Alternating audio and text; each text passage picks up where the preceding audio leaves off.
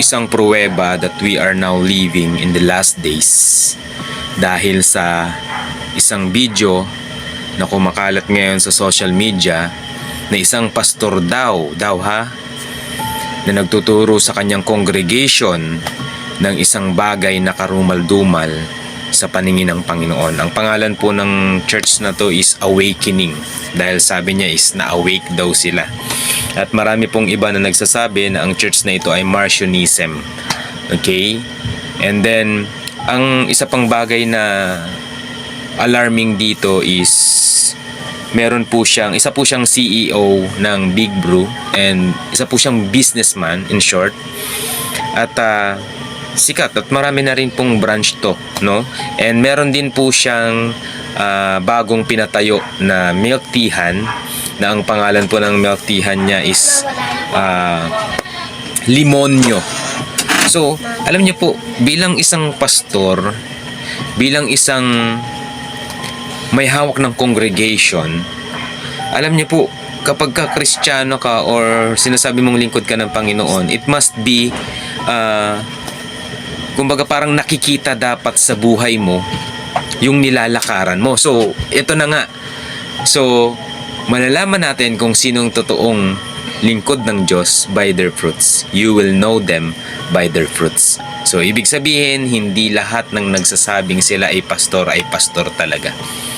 So, in short, karamihan sa kanila na mga hindi namumuhay according sa kalooban ng Panginoon, sila ay mga padas or padala ni Satanas. Sorry for this word, pero yun po yung totoo. So we are now living in the last days, no?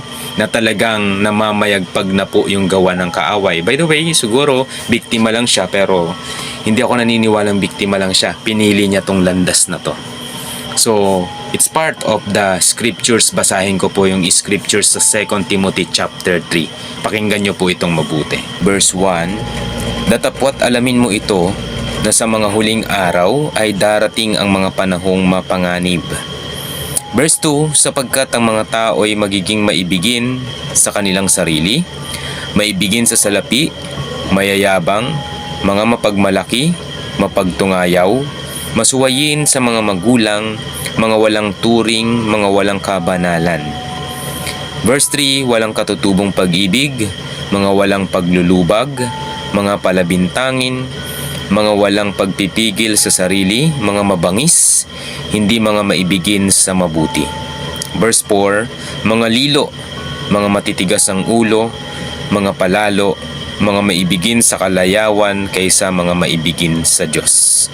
Verse 5, na may anyo ng kabanalan, datapwat tinanggihan ang kapangyarihan nito. Lumayo ka rin naman sa mga ito. Verse 6, sapagkat sa mga ito, ang nanggagapang sa mga bahay na ibinibihag ang babaeng haling na lipos ng mga kasalanan, hinihila ng mga iba't ibang pita. Verse 17, na laging nagsisipag-aral at kailan paman ay hindi nakararating sa pagkaalam ng katotohanan. Gusto ko pong mag-focus sa verse 5, no? Pero bago natin ipagpatuloy yung explanation na sasabihin ko, mas maganda po kung panoorin po muna natin itong video. Maaaring hindi nga talaga fruit yung kinain nila. Maaaring nag-sex sila. Listen. Sa Genesis chapter 3, nung sinabi ng Yahweh, huwag kayong kakain ng prutas. Baka naman inedit lang. Baka ang sinabi talaga ni Yahweh, huwag kayong magse-sex. Wala si Yahweh. Nag-sex yung dalawa. Kaya pala natin. Kasi nabuntis. Kaya pala natin. Bakit maaaring sex ang ginawa nung... Maaaring wala talagang tree eh. Maaaring ginawa lang Hollywood yung pagkakakwento sa Bible.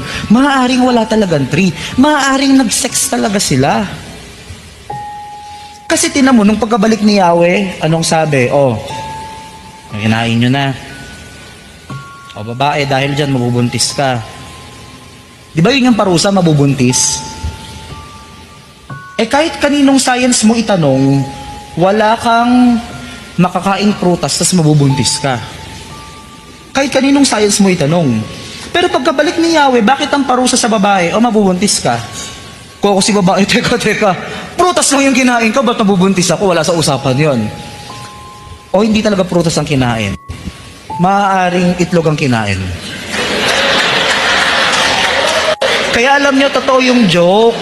Maaaring totoo yung joke na dami-daming kakainin kasi ba't yung mansanas pa, pwede naman yung... Oh. Tas ayaw, nagalit si Yahweh kasi dapat siya yung Hindi, joke lang. Nakita nyo po kung gaano kasama yung pinipreach na itong pastor na to, no?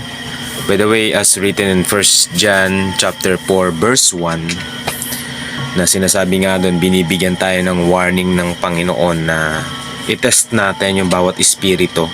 Huwag tayong basta-bastang maniniwala. No, because we are living now in the last days. We are living now sa mga panahon na talagang masama. No, hindi na po nagtatago yung mga tao na ginagawang kasangkapan ng dyablo. At ang nakakatakot pa po nito, mga kapatid, yung nakasulat po sa Matthew chapter 24 verse 11 to 13, no? Actually, hindi naman na po bago ito kasi talagang ipinagpauna ng sabihin ng Panginoon yung mga bagay na to. Ang nakakatakot po nito at ang nakakalungkot po nito, yung mga Kristiyano na mababaw pa sa pananampalataya, sila yung higit na maaapektuhan sa bagay na to. Kaya marami hindi na nag-church, marami hindi na ipinamumuhay yung pagiging Kristiyano kasi naaapektuhan sila ng mga bagay na gumugulo sa kanilang isipan.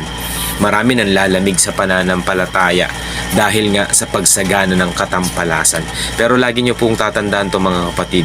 Ang sabi ng Panginoon sa Matthew chapter 24 verse 13, ang magtitiis hanggang wakas ay siyang maliligtas. Guys, mga kapatid, Jesus is coming. Build your personal relationship to God. Dahil maliban na i-build mo yung personal relationship mo kay Lord, mapapahamak ka.